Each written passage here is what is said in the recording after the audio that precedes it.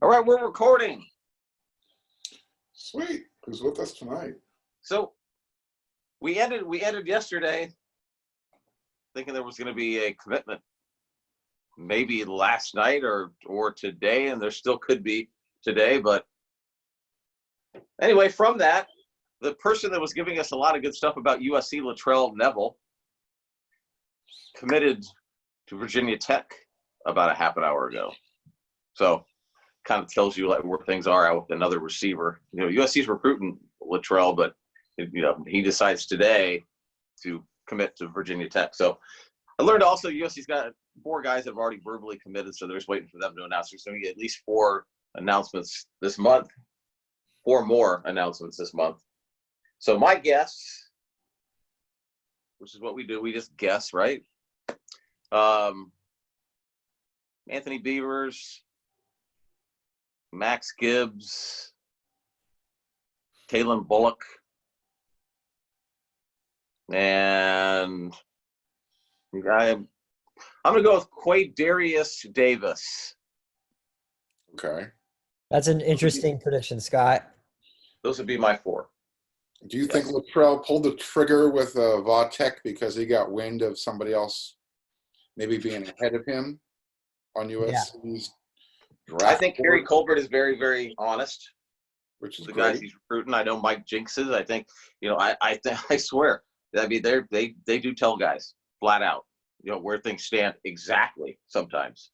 And I think they should too. Yeah, it's going to pay off in the long run, right? Yeah. Man, these kids talk a lot. Some kids have no idea.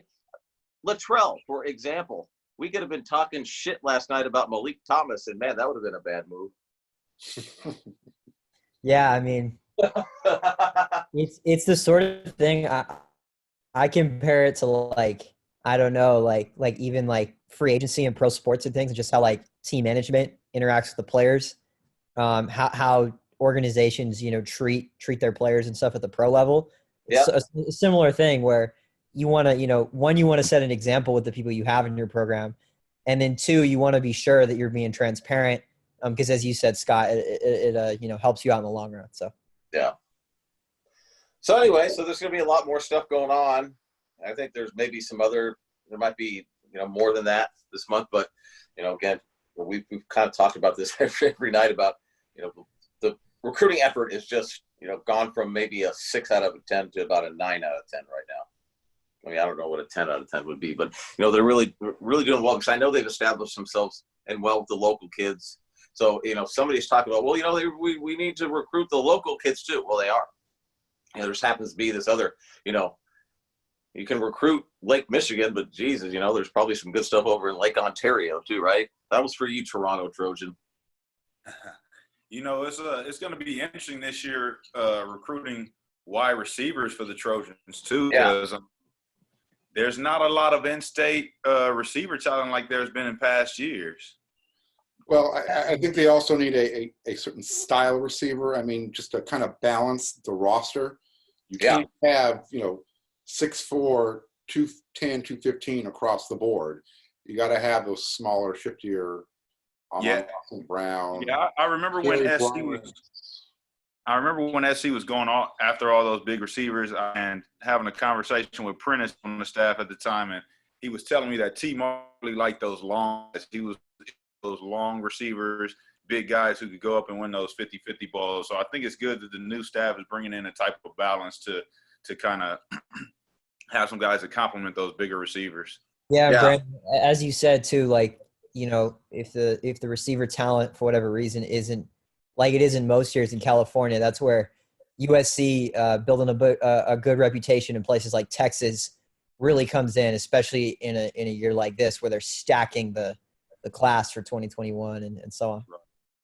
Yeah, I mean, it's odd to say, but one of the weaknesses on USC's roster the last few years has actually been the element of speed. So when they brought in Gary Bryant, he's bringing a commodity that's in huge need right now. So dipping into Texas, there's some speed out there, and if USC can bring it in. Right, and this staff is full of premier Texas recruiters, so they should be able to pull something in, right? Yeah. Today, it looked like it was Craig Niver Day with the Yeah. USC social media.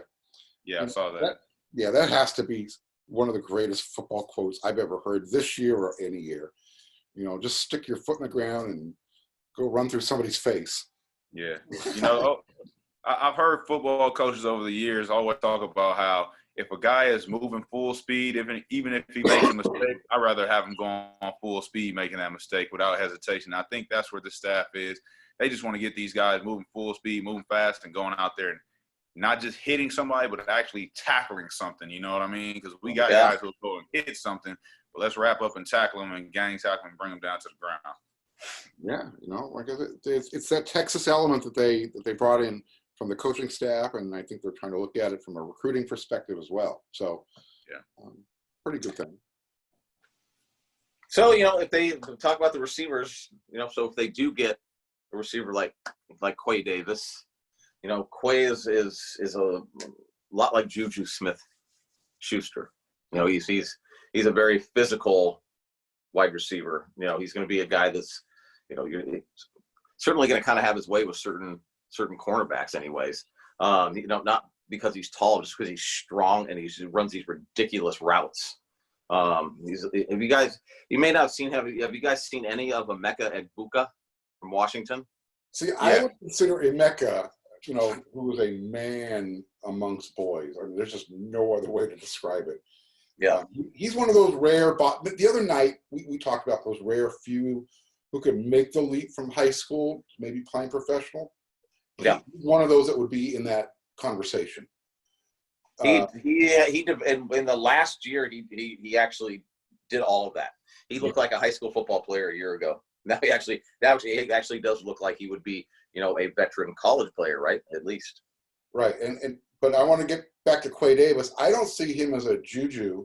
I see him more as the next Amon-Ra St. Brown. I see them similar body styles, route running, strong, physical. That would be my comparison. That's Mark. I like that comparison. And if you're a USC fan out there, if you're a football fan, I would encourage you to go look at Quay Davis's highlights because he is nasty. His route running ability is ridiculous. So whatever school lands is going to be good. Scott, did he play quarterback in high school also? No, I'm sorry. I was replying to a text. But we're talking about Emeka? No. Quay. Does he also play quarterback in high school? He wasn't. The video, his video, that huddle video is confusing. His huddle, some of those videos, they'll show a clip and they'll show. I think they might be showing him on defense, and you're watching him like tackle the quarterback, or I don't know, but he is. Skyline had a really really good quarterback, so I don't know. It's hard for me to understand why he would have been playing quarterback. I know they listed him as an athlete, so that's why I was asking. I thought I saw a video with him running. No. But you're not like Emeka. Quay could play DB, so you could call him an athlete. But realistically, I think he could play. He's a receiver, but I think he legit could play on the other side of the ball. Scott, you have another come out of Skyline a few years back, Quay Davis. What's that? I'm sorry. I said, did he have an older brother come out of Skyline a few years back? I haven't had enough time to really talk at length. I've been around Quay a couple of times. We have talked. I don't really know that much about his background. Okay, his name it sounds really familiar coming out of that area. That's why. Yeah, I'll ask him now for sure. Okay, we'll probably be talking to him often. Yeah, I think receiving recruiting is going to get interesting this year. Once the season started and we see how this new younger core does, because outside of Vons and Amon-Ra, I'm still going to throw Drake London in that younger group of receivers. And once those younger guys really show what they could do, I think it'll catch the eye of top receivers around the country this year. Yeah. Yeah, Brandon, it's going to be scary watching those guys in year two of Graham Harrell's offense. Yeah. When I see Pickett Ford and Brew McCoy, I'm just like, who's going to stop these guys? Yeah, Brew they're not the starters. I know. I know. It's crazy. This is our bench mob. It's not crazy. Yeah. You know what? And for those who are like, USC's talent isn't matching their production. It's the talent is now getting back to where it was when it was matching the production years ago. Right. It used to be 5-stars sitting and waiting their turn. Well, now these 5-stars are actually sitting and waiting their turn behind lower-rated players who are being coached up. Right. You know, if they're doing well, you got to give coaches credit when they're doing well, especially for the under the radar type of recruits. I'm sorry. Offensively, they did a great job coaching last year, so we have to give credit to that side of the staff. We're all just hoping to get the same type of production from the defense this year, and if we could see both of those, if we could have both of our units ranked within the 25 nationally, I mean, that's playoff to me. Yeah, it absolutely is. And I mean, I think we give, when we talk about the USC offense, and again, to take nothing away from Graham Harrell, amazing coach, amazing system, but Keaton Slovis had like arguably the best freshman year in the history of USC football, and he made everybody look really good. So didn't he kind of have the best year ever for any quarterback when you look at yardage? Well, I saw some stats for what's the Clemson guy, Sunshine's name? I mean for USC. Trevor Lawrence. Yeah. Lawrence. Speaking, Trevor Lawrence had a pretty good freshman year too. They were pretty much they were on par with one another. I think Keaton might have had 4 more interceptions, and that was other than that, their stats were pretty much the same. That's insane what they've done. What they do there. I thought high school half a year there. This is a great question because ESPN threw it out there. Who do you want as your D1 quarterback? And it was between 3. Trevor Lawrence. He's already got a national championship under his belt. Justin Fields, who is probably considered the front runner for the Heisman this year at Ohio State. And the third was just some unknown sophomore from USC named Keaton freaking Slovis. That's a pretty heady company to be with. Hey, did you happen to read any of the comments from I that didn't Twitter? get a chance to go back and look yet. Oh, they were really mad to see number 9 USC quarterback. They wouldn't even they didn't even know his name half. They will when he's on their NFL team. Right. People didn't know who Sam Darnold was at first as well. So Sam might have been a little bit more heralded coming out of high school.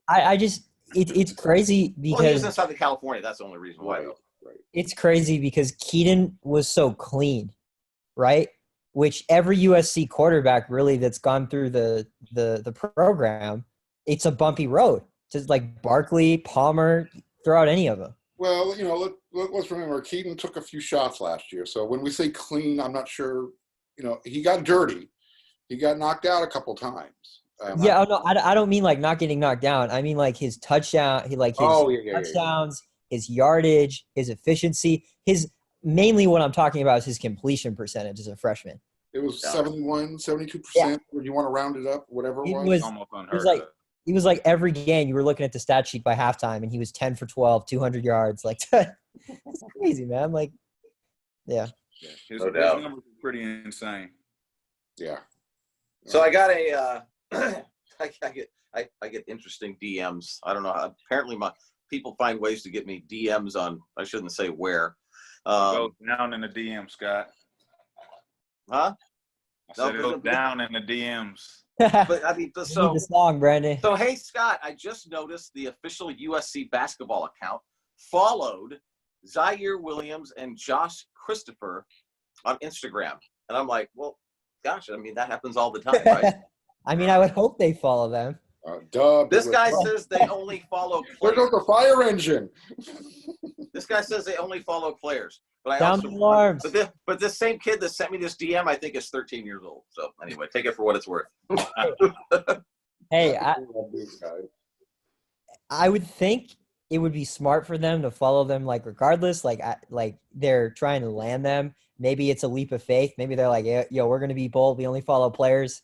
Go look and see who Clay Helton is following. He's still following recruits from probably from 1999.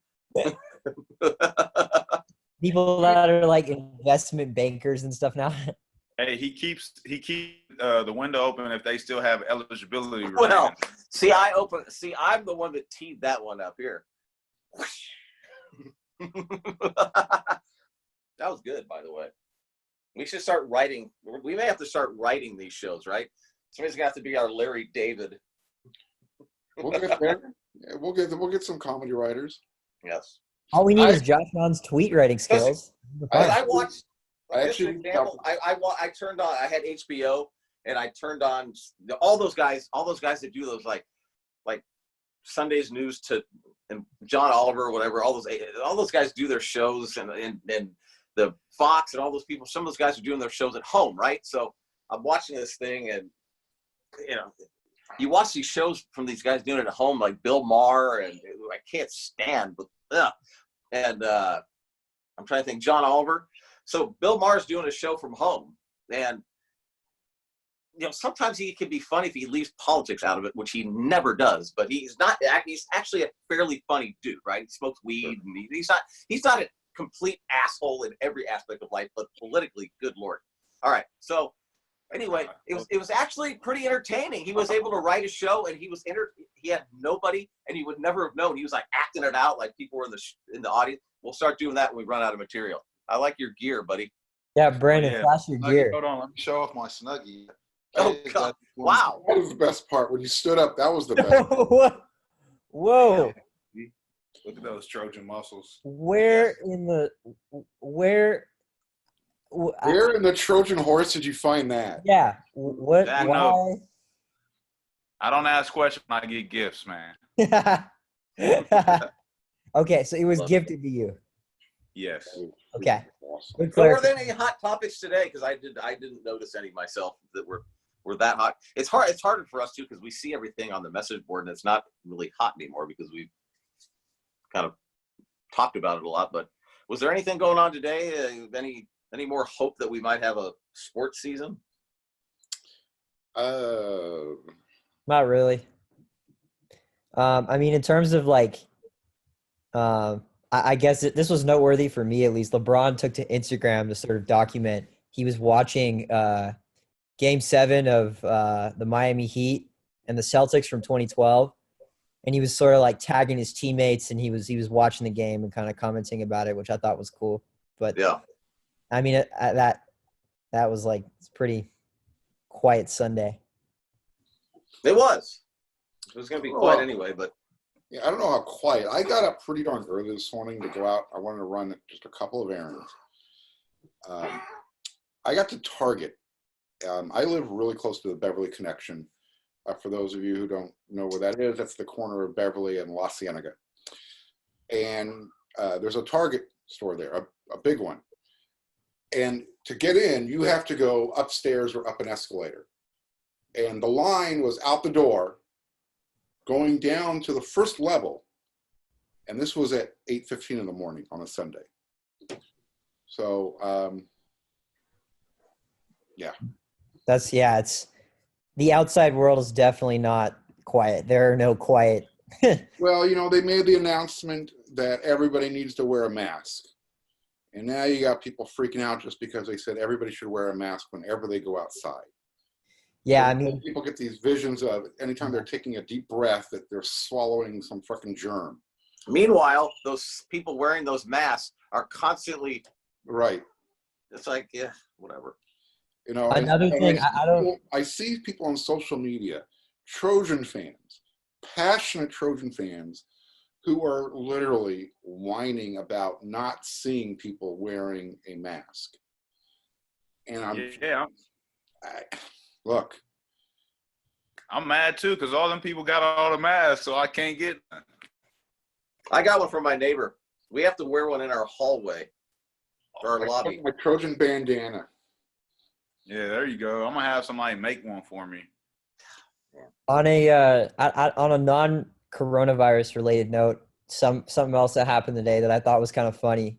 I don't know if you guys have been watching the 2K tournament. They got some NBA guys that are playing each other in NBA 2K. They're showing it on ESPN and ESPN2. Nice. And it's been a little, I'd say it's been disappointing. I'm interested to hear what some of the viewers think about this, but Devin Booker was playing today and against I can't even remember who he was playing against. That Playing kind of John Morant. No, he was playing against man. Who is Devin Booker playing They were against? playing a video game. Yeah, they're playing 2K.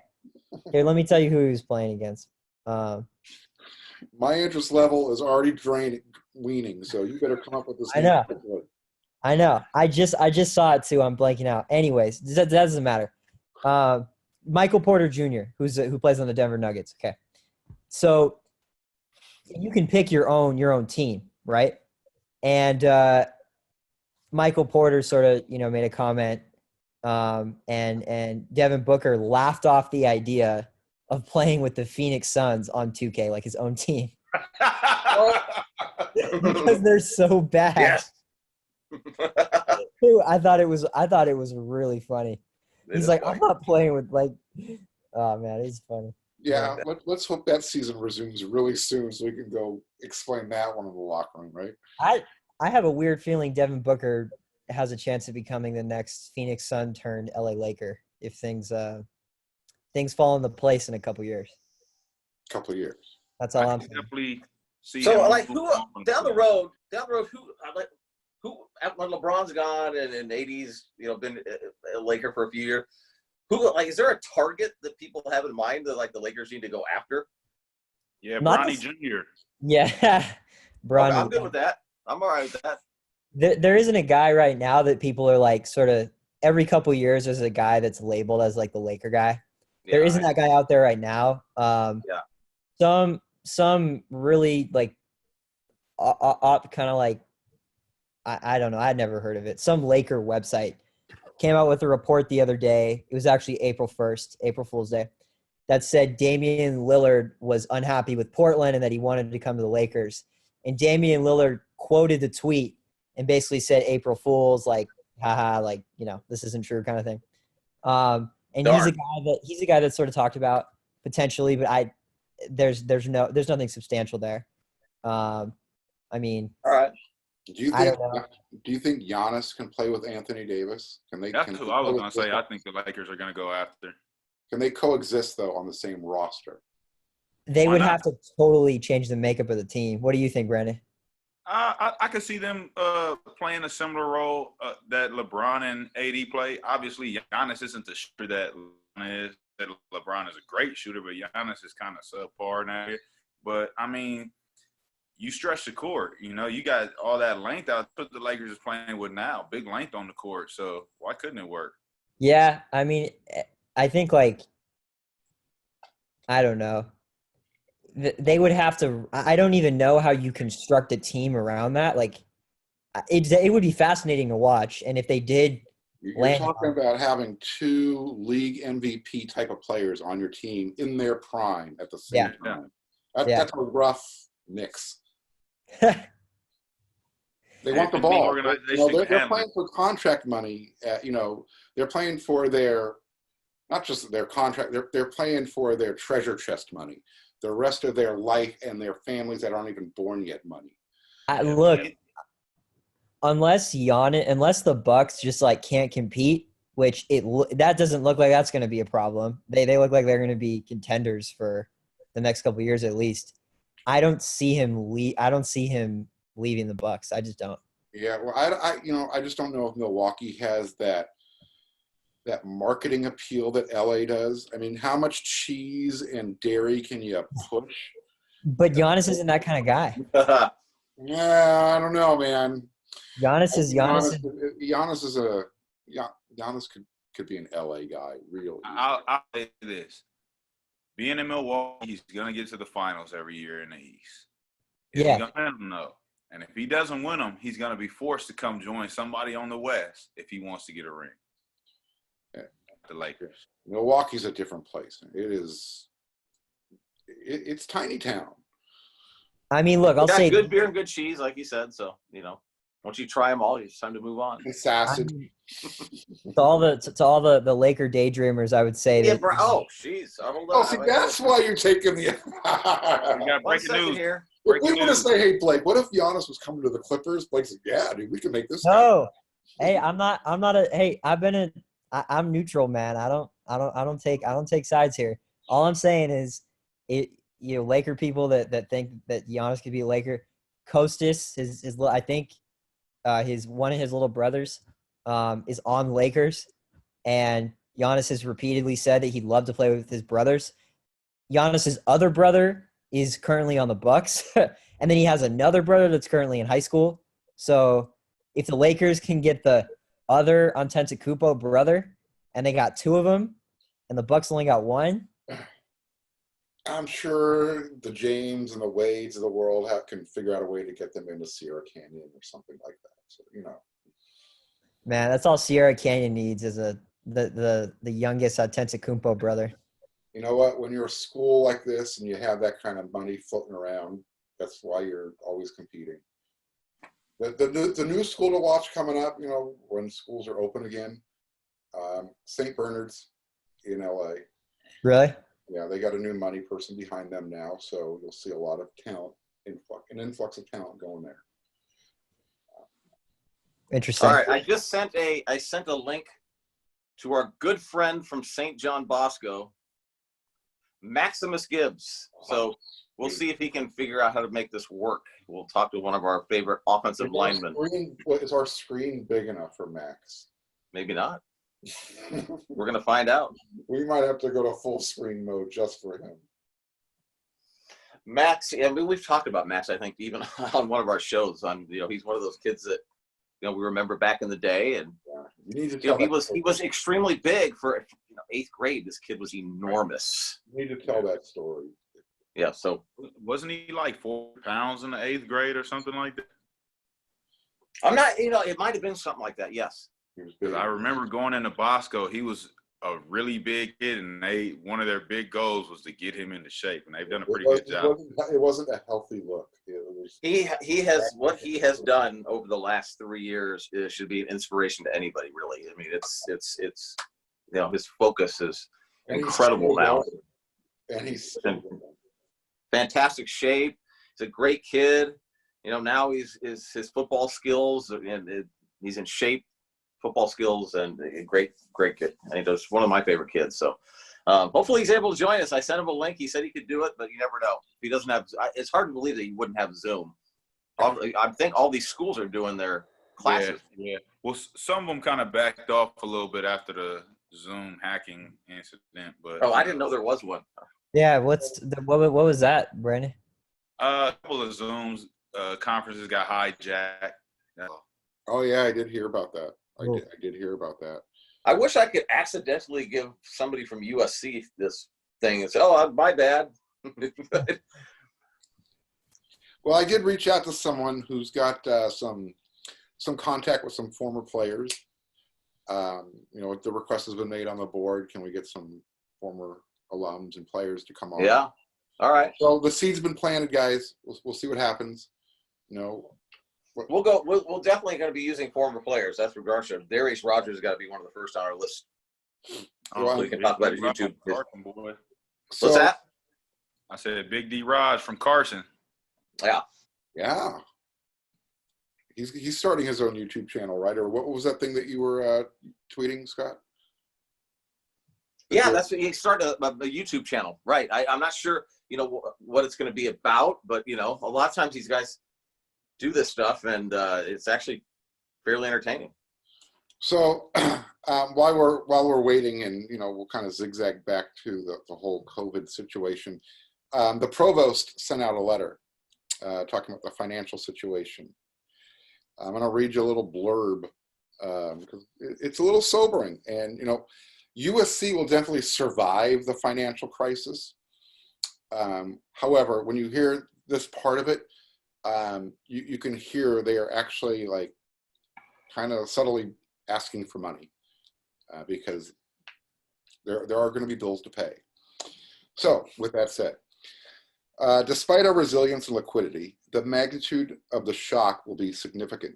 We are experiencing sizable additional costs associated with stopping the spread of COVID-19 in our 80,000 strong community, and we are suffering a significant decline in many important sources of revenue. We see slowing down in philanthropy and declines in endowment value. We are also experiencing revenue losses from lower collection rates on student and donor receivables. reductions in clinical review, uncertainty about enrollment rates, and increased need for financial aid. Moreover, we're still dealing with the significant financial and cash ramifications of legacy legal issues, including the $215 million federal settlement in the Tyndall case. We are taking immediate steps as follows to better position our university for the future. We did not make these decisions lightly, but taking swift action, we now will leave with, this will now leave us with more flexibility as this crisis unfolds. In the coming days and weeks, we will collaborate with leaders across the university on any future adjustments we may need to make to address the ongoing financial impact. With this, bullet points, there'll be a pause in hiring. There'll be a pause in merit increases. Senior leadership compensation reductions. The president will be taking a 20% reduction, while the provost, senior vice presidents, and deans will give back 10%. The resulting funds will be donated to provide financial aid and emergency assistance to our undergraduate, graduate, and professional students, as well as our employees.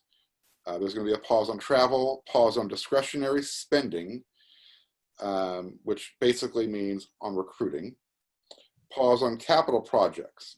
Summer programs, given the uncertainty of when the campus will open again, all our in-person summer programs and associated in-person activities will move to online offerings through the end of the first summer term. In late April, we will evaluate if we can have in-person on-campus activities for the second summer term. This could have implications for football. So with that, we understand the uncertainty that the COVID-19 crisis has created for our community. We are so grateful for how everyone is working together during these difficult times. Given the extraordinary nature of the crisis, we will continue to evaluate the global economic situation as well as our own. Look for opportunities for improvement and communicate regularly with you. Thank you for your dedication to USC. Fight on. Charles Zukowski, Provost. So with that, Yeah, that's it's kind of sobering. yeah. It's unfortunate that the world is in the place that it's in, and you know, nobody is safe from you know, from taking a hit here. And you know, you just hope that the impact on a lot of it was encouraging to hear that they're redirecting funds to undergraduate, graduate students, because those are the kids I worry the most about. Mm-hmm.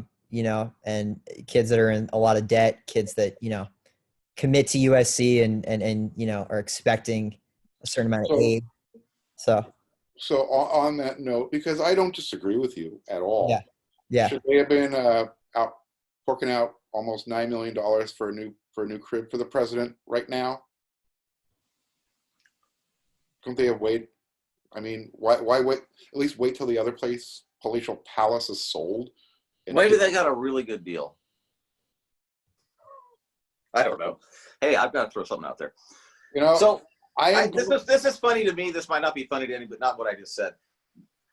There's a kid, Marcus Bradley. I was back in Washington, D.C. in February, and Vic So'oto had just been hired. So I'm thinking, gosh, he's from the University of Virginia. I'm going to go see who the top players in this area in Northern Virginia are, you know, Maryland, whatever. And so I went to Gaithersburg, Maryland, end of the Red Line, for those that might know what I'm talking about, the Metro line. And went to Quince Orchard High School and saw Marcus Bradley and Damian, I forget, Robinson, and then Ryan Barnes, a cornerback from there. Anyway, Marcus Bradley announced that USC was in his top 5 or 6 or something like that. But anyway, I thought this was funny when Vic So'oto was introduced to us. This was one of the questions that I asked him. Oh, it helps with the volumes up. Sorry. Everybody, I'm old. Technical difficulties. Yep, maybe not. No, it's gonna play. Maryland. This is harder than I thought it was. Gaithersburg, Maryland. So I asked him, what do you? I said, you're from Southern California. You know, like what USC has to offer. Your family have gone to USC and grew up a USC fan. But what do you tell a kid from Gaithersburg, Maryland? And everybody in the room was looking at me like, the fuck question is that? Gaithersburg, anyway. Huh? And now USC's in his top 5. Yeah. That just goes to show nobody knows as much about U.S. recruiting as you, Scott. Well, I mean, I just happened to go there, and I thought it was funny because I knew Vic So'oto would know what I meant. I knew he'd be the only one that knew what I was talking about when I asked him that question, and that he in fact told me that he did know. Good. Anyway. I'm glad you at least knew what you were talking about, because if he had no clue, then I'd have concerns. Well, part of the conversation with the kids at that high school was how, Damien Robbins just committed to Maryland, so there's like a movement there also back there in the DMV, I guess. And kids are saying, "I'm going to Maryland." Rack Jarrett kind of started the whole thing, and but this kid's kind of a little different. And but all those guys were talking about the only reason they were going to go visit USC. Well, not only USC is a name around the country, it's one of those schools, but they were going to go visit because of Vic. Vic made that kind of an impact, and only one of them was the guy he was a position coach for. So, they got a guy that's well connected back, even though he's a West Coast guy. This is a dude that's really connected back there, and I think there's going to be a couple guys USC gets because of that. This morning you were on with the New York Giants. Yes. What was that all about? I mean, you were on before I was probably awake, so. Yes. Well, we talked about Michael Pittman and what he has to offer an NFL football team, and where I thought he might go in the NFL draft.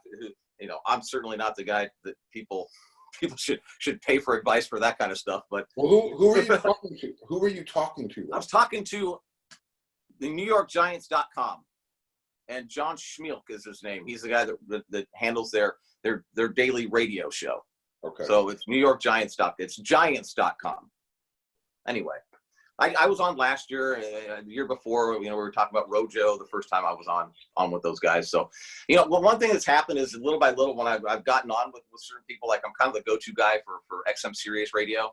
Whether it's Pac-12, ESPNU, whatever it might be, and so the Giants.com, and there's a couple other people from ESPN Radio around the country. So it's it helps to have those guys have you on and say your name. One of the coolest things was Scott Money May sent me a picture of his radio dash when I was on with ESPNU, and it said ESPNU with guest Scott Schrader, USC Scoop. I enjoyed that photograph. That's kind of cool. But anyway, I don't know what my point was with all this, but it was the Marcus Bradley thing, and I just maybe it helps people understand why some of this is all coming together. It's not just Dante being brought on board. It's Craig Nyber, it's Todd Orlando, it's Kerry Colbert's killing it already, and there's John David Baker's now on staff. He's recruiting his guys, and it's just there's been a lot of additions to this coaching staff, and I think that everybody's complimenting each other. I think there's a sense they're either really faking it or these guys really are enjoying working together.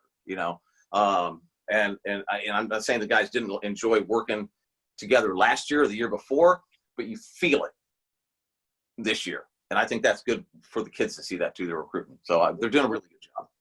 There's just a different energy. There's more energy around the program from the staff. From the staff.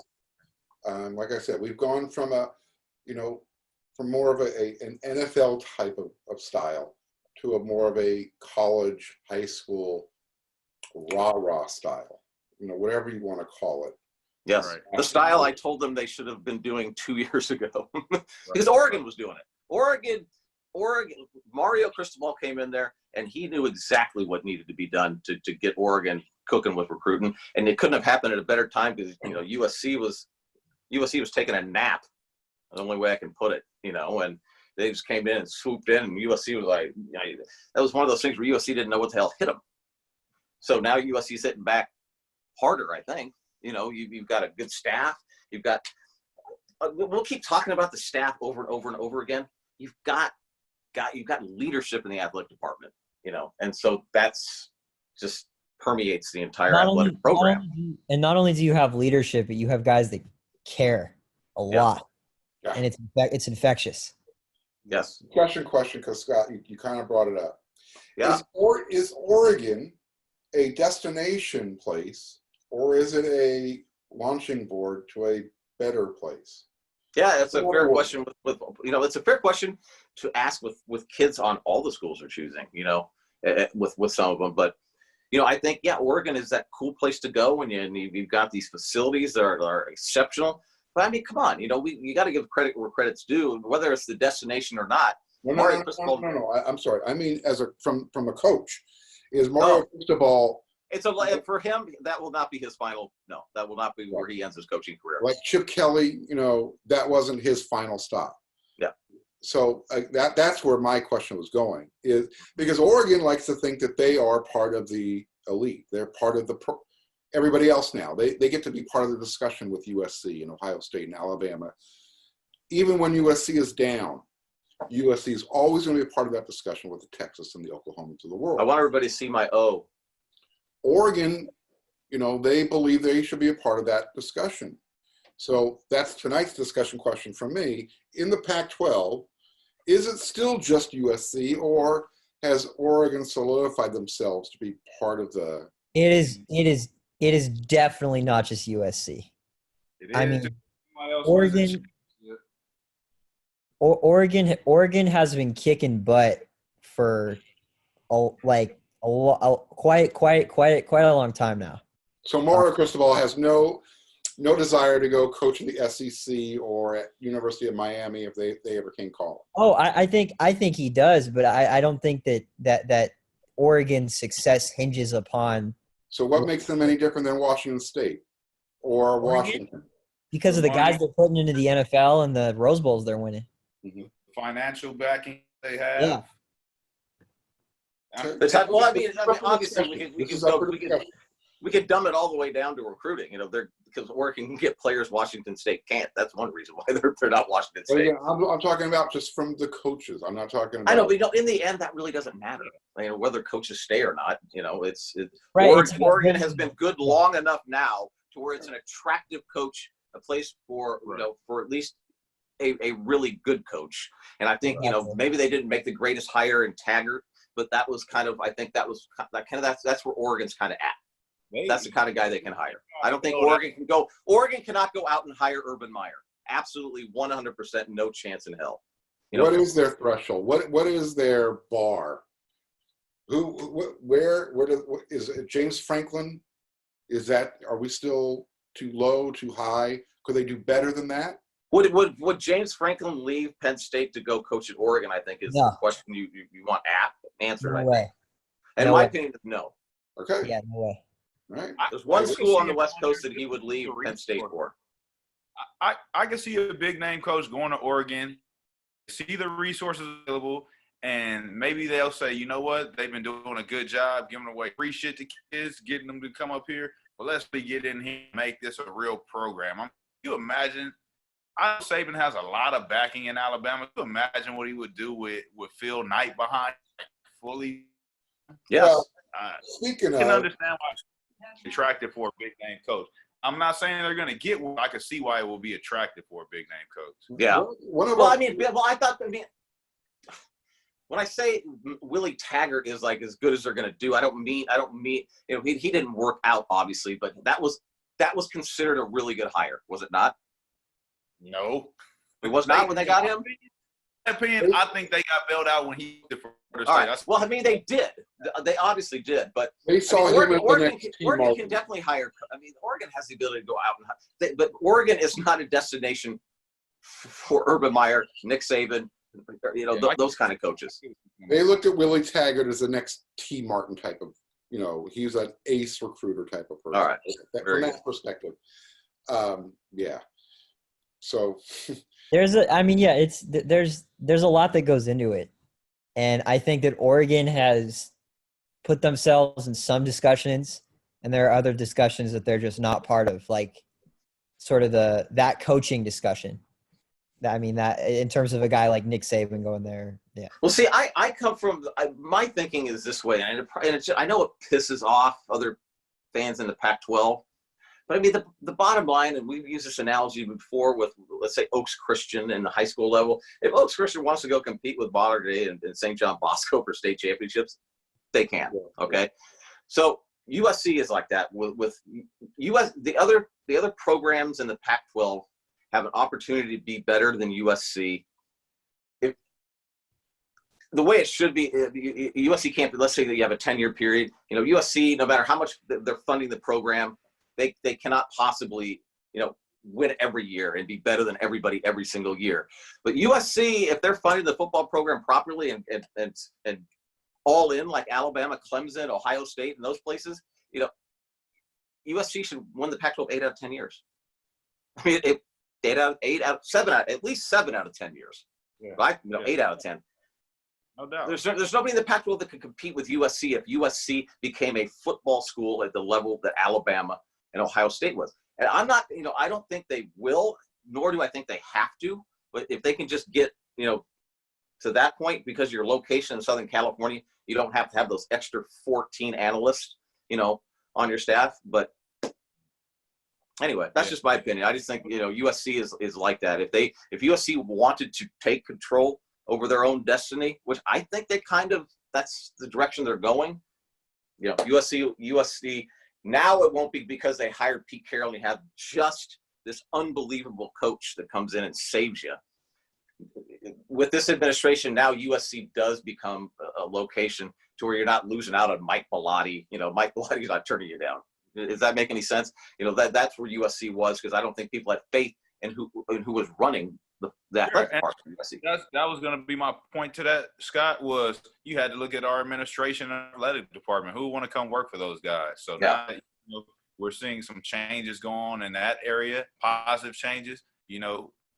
Say Clay does move on in the next 2 years or so. Mm-hmm. I think this was an attractive location for a big name coach. I certainly do. I mean, I was ridiculed. This was after it was announced. We did the whole Clay Helton was retained, and we had an opportunity to talk with some of the people in the athletic department and with the football program and so on. And I remember saying, guys, I personally don't think Mike Bohn is as big an idiot as the fan base thinks he is, and And now I think we're seeing what these people that were inside the athletic department and the football program, what they were feeling. Now we're kind of feeling it, right? We're seeing what they're doing, and so it's now giving the fan base confidence that the direction of the program is going forward. And then you top that with the recruiting, and now the excitement level is pretty high. I have to admit, pretty high right now. No, it is. So. Just to keep it on track, the discussion. Blake, I know you think that the conference is more than USC, and I think everybody else will agree, and I will as well. But I don't think that there are head coaches out there that look at any other program in this conference like they would look at USC as that's my final destination. I agree. That was my point, and I should have clarified that. And I think that's a different discussion than is there other, teams in the Pac-12 that can win the Pac-12.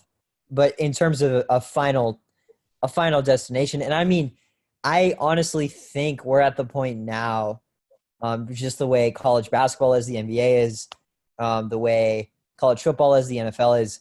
I don't know that there are many places at all that are final destination places. I mean, Pete Carroll moves on. In basketball, John Beilein just left Michigan to co-coach the Cavs, and that hasn't worked out, obviously. But there's still that demarcation where you're talking about going from the pinnacle of college to the pinnacle of the professional rank. So that is we're not comparing apples to apples there, right? In my opinion. But at the same time, I have to say Oregon has hired some good football coaches over the years.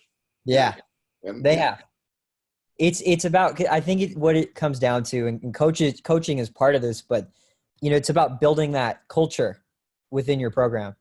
And Oregon, they're really smart because they use Nike and they use sort of their the players that they've had in the past, and that model that they've built over the last decade or so to sell kids on going there, and they do a good job of it. So Yeah, I guess I just need to remember that, for me, their program started in 1994-ish, right around there. So I have to keep reminding myself that, that was 26 years ago. It's been a quarter of a century that they've been relevant. I'll get my dig in anywhere I can. All right, so Max couldn't get it to work. He wanted to phone in, and I don't know. I don't have the phone number for him to call in, so we're going to do Max Gibbs tomorrow. He's going to phone in. We're going to say hello and start asking him some questions via phone. Nice. So the other day, I got a message from one of our posters at uscscoop.com because we were talking about, when we were on the show, we were talking about the balance of who's going to look for that competitive advantage with their program in the current situation, the current climate that we're in. And we were comparing, what is Alabama doing? What would USC do with their coaching staffs? And what would they allow to happen? So apparently, Dabo Sweeney got wind of Nick Saban and the Alabama program monitoring their kids via their Apple Watches that every one of them just happened to have. Mm-hmm. Well, no, in trouble because they said, well, I'm not going to say they got in trouble. No, go ahead. You're aware, you know the story I'm talking about. Yeah, they distributed the Apple Watches. That's where the first little nugget came in. Like, wait a minute, you gave all the kids Apple Watches, and the other was like, okay, well, let's start getting all together to do this, and then like, no, can't do that. And they're like, well, wait a minute. So now the debate really is, are you gonna make those kids send watches back? So that there's debates really. I hated to cut you, Mark. My bad. No. To me, the teams getting watches, I don't care. I'll be honest with you. I don't care if every student athlete got a free watch. Right. I think Apple can afford it. Their other end of it is they don't want. They said I can't remember how exactly it was worded, but coaches aren't supposed to get information directly from the athlete on voluntary workouts. Correct. And so that's where I was going with this. Coaches are going to look for every single loophole to bend the rules that they can. Could you imagine if USC bought iWatches for every player? So, like I said, word got out. These are the things that coaching staffs have to contend with right now. This is how competitive it is. And this is why the NCAA is like, they put out their warning signal last week, with their finger, don't cheat. Right. And speaking of workouts, have any of you checked out Gary Bryant's workout videos on Instagram? His dad sends me them every night. Yeah, make sure they're working on Corey over there because I see Corey join the den. Corey's there. So make sure they're throwing that fight on up to him every now and then. Just tell them. Corey talks with USC every week. That's good. So, you never That's know. good. I mean, it's a problem. somebody said he got a Clemson tattoo. I've not seen that. Has somebody actually seen it? I haven't seen it, but yes, he did. He did. I haven't seen it, but he did. It's been confirmed. I wonder why somebody would want to get a tattoo on there before they even are at the school. They're like, now I have to go to Clemson or something. That's like somebody getting a tattoo of the the Lakers 2020 NBA champions kind of thing. Hi, I'm Dabo Sweeney. Hey, Corey. How'd you like to get a really, really nice tattoo on me? There you go. I know this church that you can join. Yes. Church is a way better business than mine. I can tell you that much. Man, hey, they don't stop. It must be essential, right? That is the new norm. You need your money more than ever. That is the new norm at some of these colleges. They are building their own churches to. Yeah, well, it's just cash. Faith family football. Yes. You know what? Yeah, but the sad thing is that 99% of the churches are. That's what they're for. They're for place of worship, and people go that, and it's a sense of community. Then you have the TV guys, and it's like, tell you what, was it really true to this guy really say he was going to blow away the coronavirus? I've heard a number of evangelists or televangelists preachers say a number of things about coronavirus, and every time I get a good kick out of it. All right. Well, it is entertaining. I don't mind it. Believe me. I'm all good with it. He's gonna blow it away. Then they showed him like with his mouth open, like blowing. You can't make this up. It's on the internet too, so it has to be true, right? The best thing I saw on the internet today was somebody who loves to barbecue and smoke meat, just dangling that stuff and playing with it. It looked so great. Every day he tortures us. I don't know why he's such a bad person. Yeah, he's got a mean streak down his back. It's just, and obviously we're kidding. One of the nicest guys you'll ever meet. Great Yes, people. he is. That whole family is amazing. Really. Jeez. Good people. Yep. But that barbecue is. I told him, I mean, he knows it too. He could make thousands of dollars a month. Wait, And he makes that. Yeah. Seriously, you don't. Oh, that's right. You don't hang out on Twitter. You're more of IG. So Yeah. Scott Rodriguez has made quite a following for himself. Jason's father, for those that don't know, That dude is just a pit master, he is good, man. and it's all And you got to see his rig. It's beautiful. You know, his turn knobs are gone, so he's using wrenches and just to get the stuff turned on correctly. Yes. Hey, man. Jerry rig That's is the way we call the it. true grill master of that grill. Then he knows it just by touch.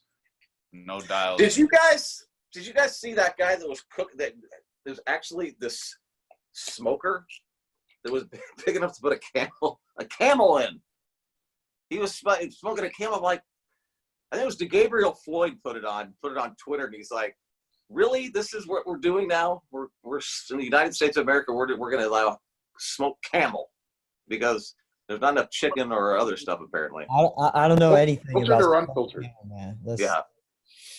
Yeah, what's It wrong looked with pre- camel? They're not an endangered species or nothing. I bet you a No. camel burger is delicious. But I mean, this thing's enormous. You got to buy this thing. It was like, you know how when trucks go get a car wash? That's what it looked like. It's a big dome. I've never had smoked camel toe before. All right. The PG version. If There's they're no gonna kid. put the whole camel in There's there, nobody under the age of 21. yeah, if they're gonna put the whole thing in the smoke, except for our sure. buddy. Except for our buddy. 6 Jackson. dBs, 6, Jackson. 7, or 8 dBs. How many? You know, Yeah, the man. reason I've always loved that kid is I knew he was a young kid. So, Hey, he no- was asking questions. He's really into it. I mean, I was never into anything like that. USC football recruiting and stuff like that when I was 13 years old. It's pretty impressive. You know, he probably knows more about the players than I do. I should probably hire him. It brings me back to that old poster from the old scout board days that USC Rocks, who was asking for Valentine's Day suggestions. And, Yeah. we're So it's pretty. Anyway, this is a nice kid, and yeah, it was at some point you thought he would get the message with me saying no after every question. Like, we taking 7 DBs? No. Are we taking 6 safeties and 1 quarterback? He had like all these ways of asking the question differently, and it always added up to 7. And I'm like, no. But they'll probably take 4 or 5. I think they're taking 5 DBs. You could tell he has a Jackson. future working the White House press corps one day. Yeah. He's going to get the answer one way or the other. Right. Just read the question. I'm going to get what I want. So Josh Christopher didn't commit today, so that's No. one day closer to him signing with USC. However, there was an interesting edit release from somebody who's pretty well known in the industry. And Is that like is he the edit guy? no, that wasn't the edit guy, but he's one of the more well-known guys who. What was the edit? Oh, it's Josh Christopher with the fight on. His prediction, he said. His prediction was USC. I saw an edit that was pretty interesting the other day of Jalen Green in the USC uniform. He's Are we going recruiting to him? Auburn. That's Auburn. It's done. Don't worry about it. That money's non-refundable. Yeah, no, I'm kidding. I don't know. Check's already been cashed, huh? He's going to Auburn. I'll be shocked if he ends up somewhere else. Yeah, no, I didn't. He was on USC radar much. Hey, you know, with everything that's been happening the last few weeks, wouldn't put it past anyone. So, I'll they tell had- you what, if that happens, where you get Jalen, They'd have to have a few transfers. I'm going to start looking behind the scenes to see if there's some envelopes being passed around, because that now you're telling Kentucky and Duke, you know what, step off. hey, man, come on, play. You're in my territory now. Yeah, that would be a little bizarre to get all those top players. I got a question for you guys. In your mind, who do you think is the must-get recruit for USC and what they want to do in this 21 class? There's only, I mean, to me, Yeah, there's the one must get is committed to Clemson currently. So, then, after that, there's, Corey Foreman. Oh, Corey okay. Foreman. Corey Foreman. Yes. Ray Jean committed to LSU. Those are two guys committed to other schools, and those are two guys that, I think all those their decisions were happening before what we're seeing. Before anybody had any idea what was going to be happening at USC. I think there's a confidence level that's been raising. Even parents that have kids that signed at other schools the last couple of years are sending me text messages going, "Damn, man, what's up with the USC?" So it's everybody who follows this stuff is noticing what's going on. Corey Foreman is like that absolute must get. He was the Justin Flo, the Elias Ricks. I think Ray Jean, you get him to come flip back. That's a kid from modern day. It's kind of a statement. And, you start making statements with certain guys that, this is if a guy like Corey or Ray Jean ends up flipping back to USC, there are going to be a lot of kids that are going to wonder why, and at least wonder why. And it's a statement. And I think, when this commit that we're talking about, yesterday and today happens, it's going to have that same effect with kids across the country, because this is a nationally known kid. Everybody in the country knows who this kid is. So, we're looking to take how many in this class total, number-wise? It's going to be a full class. So I don't know, what that's their intention, is to make it work where it's a full class. They have a bunch of room to do early enrollees. So I know they're working that angle hard with a lot of kids like Zamarion. He's enrolling in January, so you can take those guys back to the 2020 class. But you have to have 85 roster spots available. So it's going to take some, it's going to take some work. But I think USC is more apt to tell a fifth-year guy to leave than they were in past years. Right. So from a cynical point of view, I'll tell you, let me to add to that really quick. This is the way it was put to me is we should never have anybody at USC for a fifth year, barring a very bad injury or something, his fourth year. That's kind of the way they're looking at it. I was going to say, does the current climate that we're in create any issues or challenges or a change in a direction from the coaching staff as far as roster purges because we didn't get the spring camp? Makes me nervous. I know it's a tough question to answer. We're not talking about specific players, but I have to think that, there's some strategy involved here with trying to open up spots. Right. For the 2021.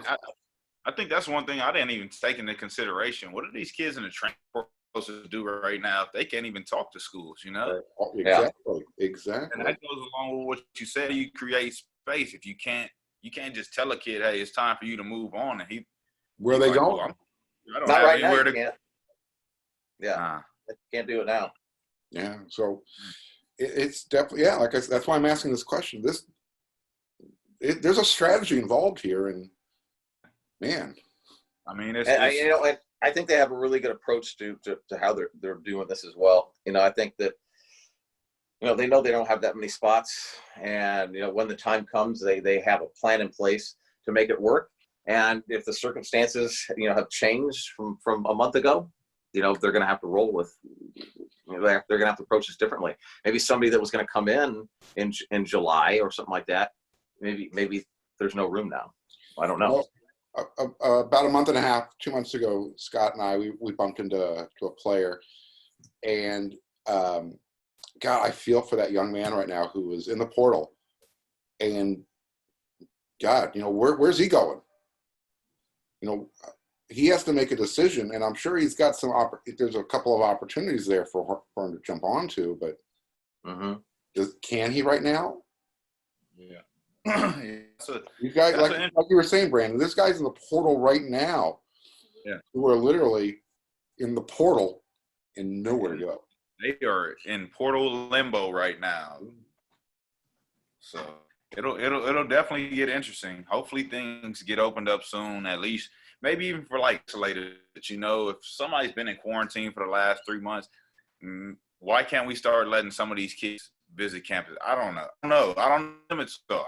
Well, like that was part of that little letter, that blurb from the letter I wrote that I read. They have to start figuring out when they can start doing this. Blake, I know we're barely keeping you awake. Do you have any input on this? Yeah, man.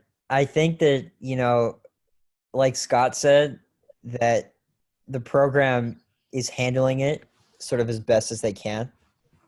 I think that, this is a situation that probably the staff a couple years ago would have found a way to botch in terms of recruiting, in terms of image, in terms of, a lot of different things. So I think it's just sort of a domino effect from the administration, from, all the changes that have been made in the athletic department, the coaching staff changes, and the energy. It all just sort of comes together to create what we're seeing.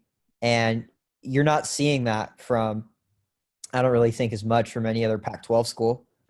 And SC is sort of, I think, starting to catch football and basketball, starting to get a little national notoriety, which, positive national notoriety, which hasn't really been the case in a lot in the past couple of years. So they're doing a good job. Yeah, there's certain, if this would have happened to USC a year ago, they'd have been in pretty bad shape. That's what I mean, Scott. I mean, there was like there was some positive juju going last year, right, because you had a new offensive staff, but they would have been a deep doo-doo. Yeah, and that's what and it's like, in a situation like this, if you're sort of in a bad spot with the track record they've had, with the stuff that Clay had to deal with the last 2 years mainly, that would have been. And then you're not putting yourself in a good position going into the Alabama game, whenever that will be played. That does not position the program well, or anybody that's currently in the program well. But I think thankfully for USC fans, that isn't the reality at all. And it's interesting though. Like, we were sort of teasing a big announcement coming, which it's still still to come, hopefully very, very soon. For those wondering why we tease like we do, we have to pay our bills. Yep. Well, when the young man, when the recruit or you're told, hey, he's doing it tonight. Right. Yeah, I think that that's something also to make clear, is that there is some big news coming, and just stay patient. But what I was sort of mentioning as it relates to that is, I mean, I don't know about you guys, but I still see on social media and on message boards and things, I mean, there's still quite a few people that just like don't care even about what's happening right now. Like, they're just like, nope. They want Clay gone. They want like nothing that he does. Like, he could win I'm convinced that he could win 9-10 games this year. But you don't want to have discussions with those type of people. I mean, right. So. Right. At this point, he could bring Stephanie Seymour in her prime over to somebody's house to bake a cake, and they'd be pissed because it was Clay Helton that brought Stephanie Seymour. Remember Stephanie Seymour? I have no idea who that is. Are you talking about? You ever seen November Rain, the video? No, I know Purple Rain by Prince. You're young. I don't know anything about November Rain. I know Purple Rain though. Hey, Blake, how old are you? Well, that's even older. I'm 20. Guns N' Roses. Guns N' Roses, baby. Look November. her up, 9th. Stephanie Seymour. When I was a senior in high school, pretty much all I thought about. Hey, Stephanie Brandon. Seymour. Brandon, to put this in perspective, I am 20 years old. I'm a sophomore at Santa Monica College currently. Yes.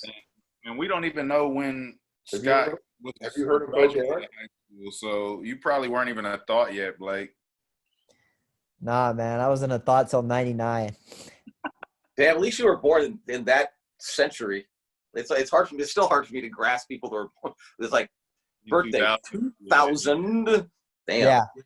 No, it is. It's trippy, especially considering how I don't know. I think we've had some rough years in the 2000s, man. So Yes. Can we take 2020 and treat it like a router? Just unplug it and do a reboot. I know. I want to Would that have. work? I want to propose when the quarantine is over that we have a That New is- Year's Day. No, That right is there. Stephanie Don't move. Seymour. Don't move. That is Stephanie Seymour right there. We just gave a couple of the posters on the message board a couple of. She was one of the original Victoria's Secret models. I have yet to see a Victoria's Secret model that was not a 10. Yeah, Stephanie Seymour. I'm get her on thinking, staff then. Well, not Huh? her, but her younger sister. I'm sure she has a daughter by now that's of legal age. We are old people. you kept saying Stephanie Seymour. And But I'm you know, thinking getting old is the Stephanie goal. Seymour. Remember that. Anyways, back to people hating on Clay Helton on message boards. Like, Yeah, you guys bring up a good point, though. I mean, I can remember, back to Sark, back to which obviously bad example, but Kiffin, that like even when those guys do well, there's always a group of fans that aren't, are going to have a problem with whatever. They could have brought in Urban Meyer I mean, and I wanted to ask you guys about that too. Like, how much during this time too, if Urban Meyer was the USC head coach, how much better of a situation would they be in, if at all? Well, the only thing I can think of, I mean, if we had the coronavirus or not the coronavirus, I mean, certainly like it's hit right now, like exactly the same circumstances. I mean, they would be they'd have a couple more people that would have put USC in their top 5, 10, whatever they have out right now. Some national guys. I think with the guys on the West Coast, I'm again, you probably have a couple guys that probably maybe committed already, like Ray Jean, and Corey probably would be committed to USC too, or they, they wouldn't have committed to other schools. So I think, potentially, because I know if USC would have made the move with an Urban Meyer hire, they could have gotten Elias Ricks. Was that? I mean, Scott, how realistic was that? It was realistic. If it was realistic on one, there was one end where it was, everything was in place in one end to make it work, and it wasn't on the other. So, you had to have the administration, the people that were in the athletic department, and those people, president and whatever, they had to be ready for that monumental of an undertaking, because you not only take on Urban Meyer, you take on everything Urban Meyer wants, and you have to have all that in place. Infrastructure. Urban Meyer. New house, Urban Meyer. Yeah. Anyways, Look, the one thing we want to make clear is we are not going to be the outlet that is going to be trashing Clay Helton, because we have no interest in doing that. We love Clay Helton. Yeah. So whether he should, fans think he should be the head football coach at USC. At this point, I don't give a shit what they think. He is the head football coach. There's a very good coaching staff that is put in place right now. I think there's been a lot of good changes. I think, just with the increase in the staff that they're going to have with recruiting and analysts and whatnot, you bring a Chris Claiborne on, Chris Claiborne, they wouldn't have hired Chris Claiborne. That doesn't happen in 2019, so. Two things. One, had we hired Urban Meyer, I think the fan base would actually probably be a little bit more angrier right now with the threat of no football and Urban Meyer being a part of the program. Because now you are literally dangling that carrot right in everybody's face, and they can't even take a sniff. So, yeah. Yeah, and Scott, I really, I hear your point about Coach Helton, and I think that it's spot on. I think that you know, I think that's like the point I think I was trying to make by asking that question is that, and I agree with what you just said, Mark, about the, you know, the dangling of the carrot. Right. You know, that back to Clay Helton though, you know, that I think he's done as good of a job as he could have given the circumstances he entered. And I think the direction the program is heading, you know, is there's a lot of reason for optimism and yeah, so I mean, yeah, anybody that argues otherwise is just still so pissed off they're blinded by it. I mean, right. it's undeniable that the program is definitely going in a good direction right now. Why And it's not? because the athletic department itself is going in a positive direction, you know, so that's we make a big effort. I make a huge effort to be very fair and down the middle. You know, right now it's leaning towards the positive. There's not a lot to pick on. There's not a lot of meat on the bone to chew on right now. But you know, when there's something to pick on, I'm the first person to say, "Hey, let's talk about this." But it doesn't have to be 100% negative. So I hear you. I agree with you. You know, I don't want anybody to think that, you know, USCScoop.com is just going to be a homer site and that's all it's about. It's not. Well, I mean, good Lord, I was pretty detailed with my criticism of the recruiting effort at the very Oh, beginning. absolutely. You know, it's not, I wasn't afraid of it. I just, you know, I wasn't posting names or who I was quoting. Right. But, you know, I think a lot of that was read, and a lot of that, you know, through various ways, I was getting asked my opinion often. There's ways to do it. You could be critical without being, you know, a Richard about it. Well, you know, this is the way I put it to somebody yesterday. You know, it's not like the USC coaches could fool me by putting up a bunch of nice stuff on Twitter and thinking that is okay. Everything's great now because they're putting up some really cool stuff on Twitter. I know what's going on with the conversations and the recruiting aspect because I talk to every kid. I talk to their high school coaches. I talk to their families. You know, people reach out to me to ask me about USC. You know, kids that are interested. You know, you guys know I get stuff from kids across the country. You know, want me to. Can you send something to USC or whatever it might be? And, you know, I can't talk to USC about recruits. So it's, you know, we have to do whatever we do. But, you know, the thing with USC is that they just had to have a reason for these kids to have confidence and want to go visit, you know, and the coaches that were here with a lot of kids just weren't giving them that. So I think USC's recruiting with the athletic department in general, I'm just really impressed with what those guys now, in retrospect, have accomplished in a fairly short amount of time.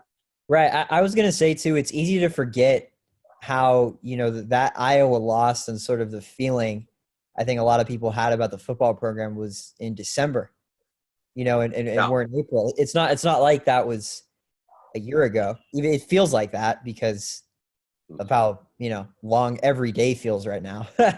but yeah, it's easy to forget that. So yeah. All right. Well, hey, we'll tomorrow. I'm gonna get some guys lined up. You know, Max is lined up to be with us, but I'm gonna try and set up the week's worth. Have 2 or 3 guys, hopefully as options every day of the week, and then, you know, with the kids too. It's not like they're doing nothing. They're taking classes too.